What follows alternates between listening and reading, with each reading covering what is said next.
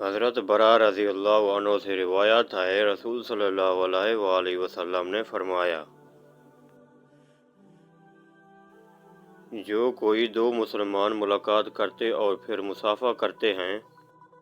تو جدا ہونے سے پہلے ہی ان دونوں کی مغفرت فرما دی جاتی ہے۔ حضرت ابو ہریرہ رضی اللہ عنہ سے روایت ہے، اللہ کے رسول صلی اللہ علیہ وآلہ وسلم نے فرمایا،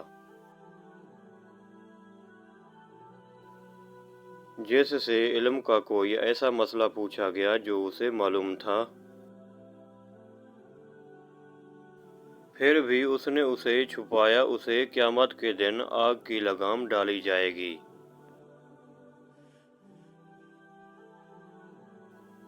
حضرت ابو ہریرہ رضی اللہ عنہ سے روایت ہے، نبی صلی اللہ علیہ وآلہ وسلم نے فرمایا، جب کتا کسی کے برتن سے پی جائے تو وہ اسے 7 دفعہ دھوئے۔ ان میں سے پہلی دفعہ مٹی کے ساتھ دھوئے۔ حضرت ابو ذر رضی اللہ عنہ سے مروی ہے کہ میں نے رسول صلی اللہ علیہ وآلہ وسلم کو فرماتے سنا،